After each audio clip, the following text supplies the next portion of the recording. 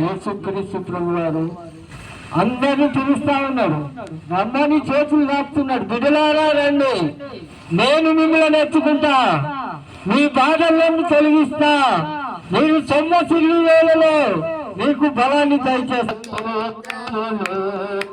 హల్లెలూయా హల్లెలూయా స్తోత్రములు రాజుల రాజా ప్రభువుల కోటాన కోట్ల దేవదూతలతో నిత్యము మానక పొగడబడుతున్న దేవుడు నీవే ప్రభువా.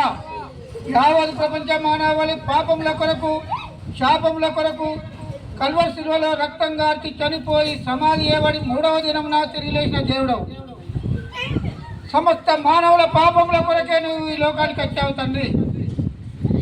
సమస్త మానవుల పాపములు భరించిన దేవుడు నువ్వు ఒక్కడవే తండ్రి.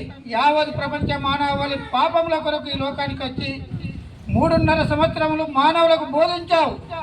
ఎంతమంది అర్థం చేసుకొని ఉన్నారో, ఎంతమంది అర్థం చేసుకోలే.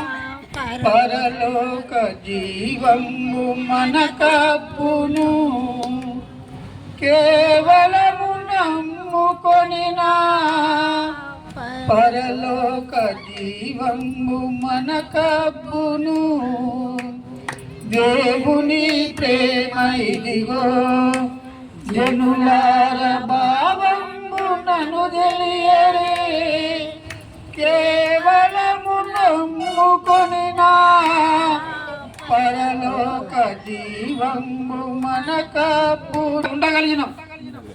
తల్లి గర్భంలో కనుక పిండమునై ఉండగా ఆయన కన్నులు నన్ను చూశాను అని దావీదు మహారాజు రాశాడు. అది ఒక రాజు, ఒక భక్తుడు రాసిండు.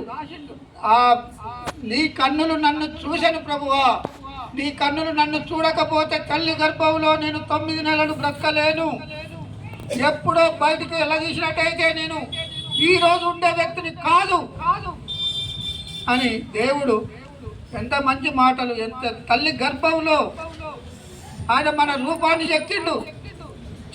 చెక్కుతే నేనేం చేస్తానా? ఆయన మాటలు తీసివేసి నా ఇష్టానుసారంగా నేను నడుచుకుంటాను, నా ఇష్ట ప్రకారంగా నా కుటుంబం, నా ఇష్టం. మనకు కుటుంబాన్ని ఇచ్చింది ఆ దేవుడే, ఆ రూపాలను చెక్కింది కూడా ఆయనే. తల్లి గర్భంలో నన్ను నా తండ్రి కానొచ్చు, నా తండ్రి దగ్గర పోయి నేను నా రూపాన్ని నువ్వు చెక్కినావు నాన్న అని అడిగితే, నీ రూపాన్ని నేనెందుకు చెప్తారా? ఆ దేవుడే ఇవ్వాలి. ఆ దేవుడు ఇవ్వకపోతే నీ రూపం నాకే వేరుకరా? తల్లి గర్భంలో నీ రూపాన్ని నాకు తెలియదు కదా అని అన్నాడు. నా తల్లి దగ్గర పోయి అడిగితే, తల్లి నువ్వు ఇట్లా చెప్తున్నావు అమ్మ అని అడిగితే, నేనెందుకు చెప్తుండ్రా? ఆ దేవుడు ఇచ్చిండు గర్భఫలం. ఎవరు ఇవ్వాలి గర్భఫలం? యెహోవా ఇచ్చు గర్భఫలం. దేవుడు ఇచ్చిన గర్భఫలం, ఆ గర్భఫలమే ఈరోజు నిలబెట్టింది. నన్ను ఎప్పుడో చిన్నప్పుడే తీసేసింది అనుకోండి, ఈరోజు నేను మీ ముందుండే వాడిని కాదు. ఒకరోజు నేను మోటార్ బావిలో పడ్డాను. మోటార్ బావి అప్పుడు మోటార్లు కొట్టేది. మోటార్లు కొట్టినప్పుడు ఆ బావిలో పడితే దండే అది ఉంటుంది కదా, అది నేను ముందుగా బావిలో పడ్డాను. బొక్కెన వచ్చి నా మీద పడ్డది. నేను మునిగినాను. ఆ బొక్కెల మీద ఒకవేళ కనుక నేనే మీద ఉన్నట్టయితే నా తల మీద పడేది. దేవుడు ఆ రోజు రక్షించాడు. ఎందుకు రక్షించాడంటే ఇందుకొరకే. బిడ్డ, నిన్ను నా మాటలుగా నిన్ను వాడుకుంటా, నా నోటి పూరగా నిన్ను వాడుకోకుండా నిన్ను వదిలిపెట్టాను అని అంటేనే నేను ఈరోజు మీ ముందు నిలబడగలిగాను. నేను ఎక్కడో పుట్టాను, ఎక్కడో పెరిగాను, ఇక్కడికి వచ్చాను. ఎక్కడ పుట్టిన వాడిని, ఎక్కడ పెరిగిన వాడిని, ఎక్కడికి వచ్చి బ్రతుకుతున్నాను. ఆ దేవునికి తెలుసు మొత్తం సమస్తము నా గురించి. నేను ఇప్పుడు 65 సంవత్సరాలు ఉన్నాను. 65 సంవత్సరాలు ఉన్నా కూడా ఇప్పుడు ఏ విధంగా బ్రతికిస్తాడు? సమస్త మానవులకు ఊపిరి దయచేయి దేవుడు. ఊపిరి లేని మానవుడు ఈ లోకంలో ఒక్కడైనా ఉన్నాడా అంటే ఒక్కడు కూడా లేదు. ఊపిరి తీసుకుంటాడు కానీ, ఇప్పుడు నేను పడుకున్నప్పుడు ఊపిరి తీసుకోవాలి, నిలబడ్డప్పుడు ఊపిరి తీసుకోవాలి, కూర్చున్నప్పుడు ఊపిరి తీసుకోవాలి, అన్నం తింటప్పుడు ఊపిరి తీసుకోవాలి, మంచినీళ్ళు తాగేటప్పుడు ఊపిరి తీసుకోవాలి. ఇది మరి ఊపిరి తీసుకొని నేను ఎవరిని మొక్కుతున్నాను? జీవం గల దేవుడు, జీవం గల దేవుడు బ్రతికిస్తే ఈరోజు బ్రతికి ఉన్నాను. ఒక గంట ముందు నన్ను తీసేసినట్లయితే, గంట ముందు తీసేస్తే కూడిక ఉండేది కాదు. ఎందుకంటే ఆయన చేతి పనిముట్టుగా వాడుకోవడానికే బ్రతికిస్తున్నాడు, ఆయన నోటి బూరగా వాడుకోవడానికే ఈరోజు బ్రతికి ఉన్నాడు. ఎందుకంటే దేవునికి మనం ఏమి ఇయ్యలేము, దేవునికి మనం ఇయ్యడం ఏంది? దేవుడే మనలో వెతుకుతా ఉన్నాడు. పుట్టించిన దేవుడు మనలో వెతుకుతా ఉంటే మనం ఏం చేస్తానంటే పారిపోతాను. మాకు వద్దు, మాకు ఆ దేవుడే వద్దు వద్దన్నది. నేను కూడా ఒకసారి పారిపోయిన వ్యక్తిని ఏం చేసిండు? నా చెవులు బట్టి గుంతుకొచ్చి తాగుడు బంద్ చేయించిండు. 20 సంవత్సరాలు ఇప్పుడు తాగుడు బంద్ అయ్యి, ఇప్పుడు ఎంత నెమ్మది, ఎంత శాంతి, ఎంత సమాధానం. ధనం ఉంటే నెమ్మది ఉండదు, డబ్బు ఉంటే నెమ్మది ఉండదు. ఇప్పుడు నేను బజార్లో పండుకున్న మంచి నిద్ర ఇస్తాను. ఆ నిద్ర ఇచ్చేది ఆయనే, నిద్ర వచ్చేది ఆయనే, నిద్ర నుండి లేపేది ఆయనే.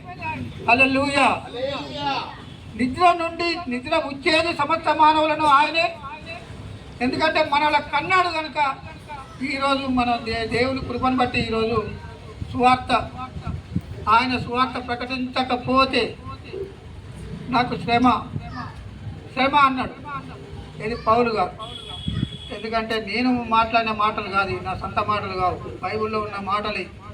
ఎందుకంటే నేను కూడా ఒకసారి వద్దు వద్దు వద్దు మాకు 30 దేవుళ్ళు దేవతలు ఉన్నాయని అన్న వ్యక్తిని నన్ను చెవులు బట్టి గుంజుకొచ్చి కూర్చుండబెట్టి, అదే చదువురా, బైబిల్ చదువురా అని అంటే బైబిల్ చదివితే నాకు అర్థం కాకపోయేది.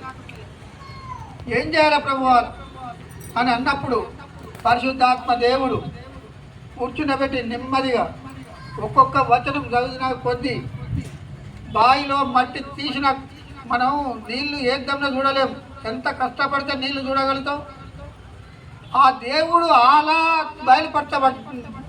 నా ద్వారా అంత మట్టి అంత లోతులోనికి పోతేనే ఆ నీళ్లు కనబడ్డాయి. పరిశుద్ధాత్మ దేవుడు నాకు కనబడ్డాడు. ఇప్పటి వరకు నాటి నుండి నేటి వరకు బోధిస్తూనే ఉన్నాడు.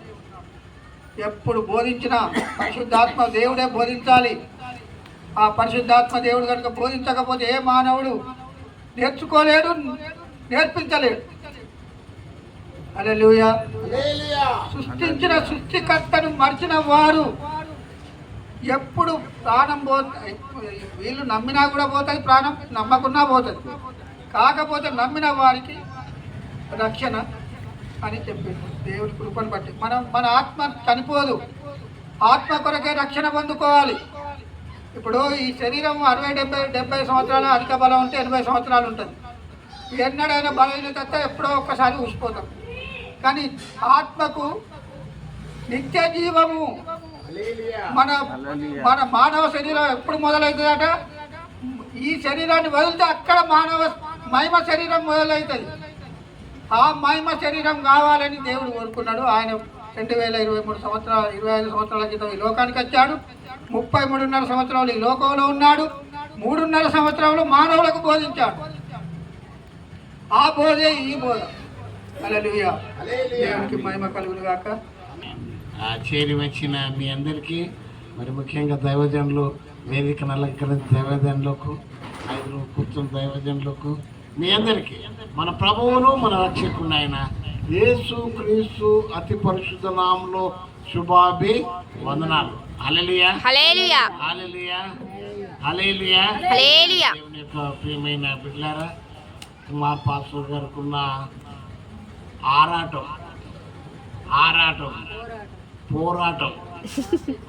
ఉన్నది, పోరాటం ఉన్నది. మరి కుటుంబం అంతటికి నేను బాగా గమనిస్తున్నా. నాకు కనీసము 1900 క్షమించండి 2017లో 18లో పరిచయం అయినాడు. 18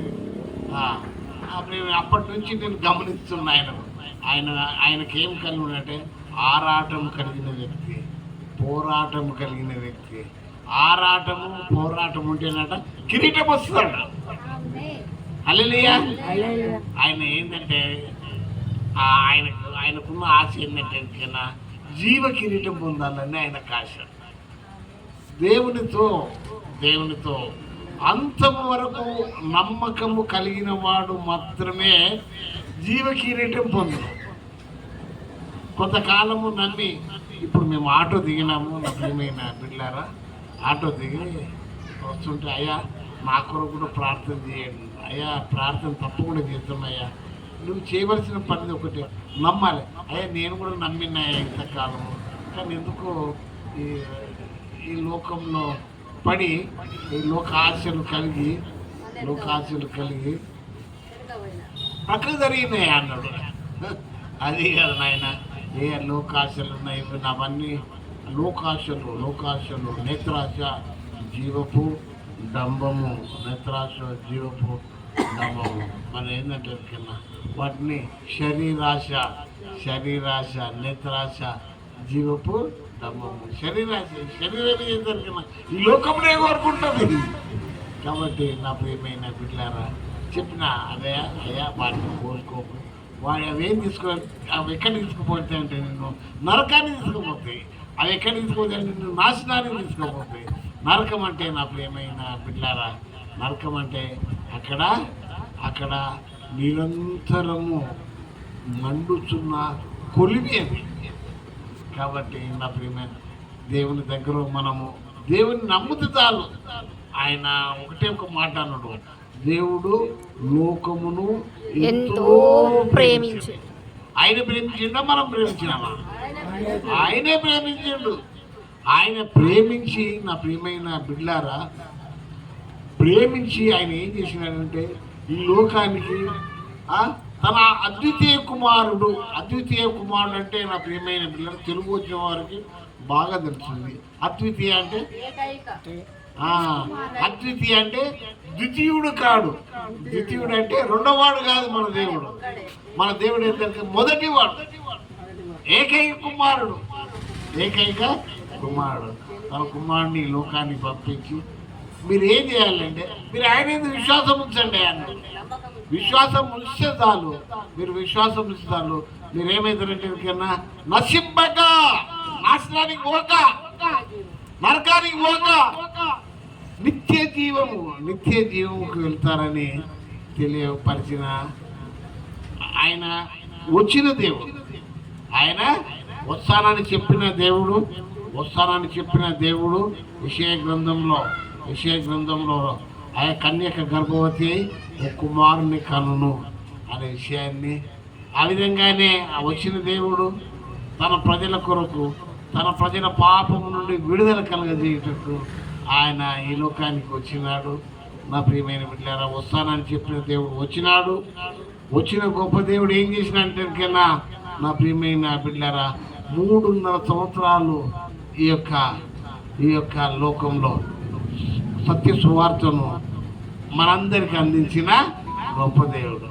3.5 సంవత్సరాలు దేవుని యొక్క ప్రియమైన బిడ్డలారా, ఆయన 3.5 సంవత్సరాలు లోకంలో ఉండే ఈ లోకాన్ని అంతటిని జయించిన గొప్ప దేవుడు. లోకం అంతటిని నా ప్రియమైన బిడ్డలారా ఆయన మన కొరకు వచ్చినాడు. ఆయన ప్రేమించినాడంటే నా ప్రియమైన బిడ్డలారా ప్రేమించుటలో 3 విషయాలు ప్రేమించామంటే ఇవ్వడము నేర్చుకోవాలి.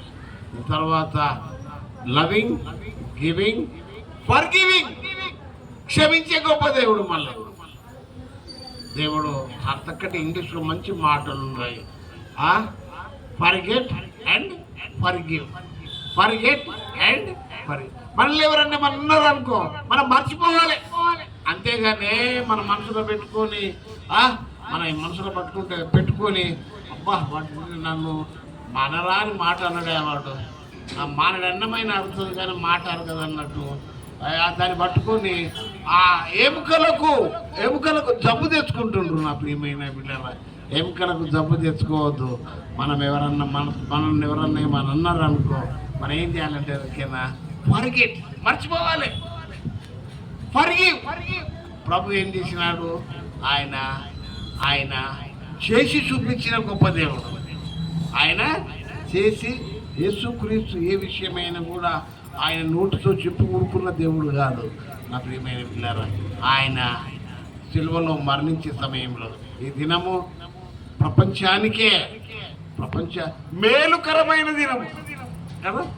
ఎవరైనా అయ్యో చనిపోతే ఎవరైనా అంటారు, అయ్యో మా ఇంట్లో ఎంతో బాధ ఉన్నదా అంటారు. కానీ నా ప్రియమైన బిడ్డలారా, ఆయన చనిపోయిన దినము ప్రపంచానికి మేలు కలిగింది. నా ప్రియమైన బిడ్డలారా, ఆ యొక్క మనల్ని ప్రేమించి మనలను క్షమించి మనల్ని ఈ లోకంలో ఆయన నమ్ముకోవడం వలన నిత్య జీవం ఇచ్చిన గొప్ప దేవుడు. హల్లెలూయా, హల్లెలూయా. దేవునికి ప్రియమైన బిడ్డలారా, నేను వరంగల్ వాస్తవ్యుడను, క్రిస్టియన్ కాలనీ. నేను అక్కడనే సండే స్కూలు, యూత్ మీటింగ్ వెళ్ళేవాడిని. ఉద్యోగరీత్యా హైదరాబాద్కు వచ్చినాను. బైబిల్ ట్రైనింగ్ 2002లో చేసినాను. నా టర్నింగ్ పాయింట్ బైబిల్ ట్రైనింగ్ చేయడం. నేను కూడా సామాన్యమైన జీవితం జీవించిన వాడను. ఎప్పుడైతే నేను బైబిల్ ట్రైనింగ్ చేసిన తదనంతరం నా ప్రియమైన బిడ్డలారా, నాకు బెస్ట్ ఆఫీసర్ అవార్డు ఇచ్చారు ఈసీఐలో 2000లో. బెస్ట్ ఆఫీసర్ అవార్డు ఎట్లా ఇస్తారంటారు? నమ్మకంగా మనం పనిచేసి సరి అయిన సమయంలో, షెడ్యూల్ టైం అని ఉంటుంది మాకు, ఒక ప్రాజెక్ట్ షెడ్యూల్ టైం అని ఉంటుంది. ఆ షెడ్యూల్ టైం సరి అయిన సమయానికి చేయడం వలన, మరి ఒక ఇన్ టైంలో ఆ ప్రొడక్షన్ చేయడం వలన బెస్ట్ ఆఫీసర్ అవార్డు ఇచ్చినారు. నా ప్రియమైన బిడ్డలారా, బెస్ట్ ఆఫీసర్ అవార్డు ఇచ్చిన తర్వాత నేను బైబిల్ ట్రైనింగ్ చేయగానే నా యొక్క మనస్సు, నా ఆలోచన అంతా కూడా బైబిల్ మీదకి వచ్చేసేసింది. నా కాన్సన్ట్రేషన్, ఏకాగ్రత బైబిల్ మీదకి వచ్చింది. నాకు ఇంకొక ప్రమోషన్ ఉండే నా ప్రియమైన బిడ్డలారా, సీనియర్ టెక్నికల్ ఆఫీసర్ ఉండే. ఆ సీనియర్ టెక్నికల్ ఆఫీసర్ను కూడా నేను ఉండే. ఆ ప్రమోషన్ కూడా నాకు అవసరం లేదు. నేను దేవుని సేవ చేయాలని 4.5 సంవత్సరాల ముందే ఉద్యోగానికి రాజీనామా చేసి దేవుని సేవలోనికి వచ్చిన నా ప్రియమైన బిడ్డలారా, ఆయన సేవ చేసే ఆయన మన ప్రతి అవసరత అంటారు కదా, అయ్యా మేము ఏమి తిందుము, ఏమి త్రాగుదుము, ఏమి ధరించుకుందుము అని మీరు అనుకుంటుండ్రయ్యా.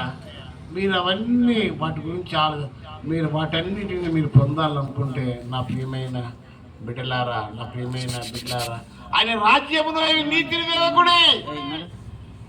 ఆయన రాజ్యమును చూడండి.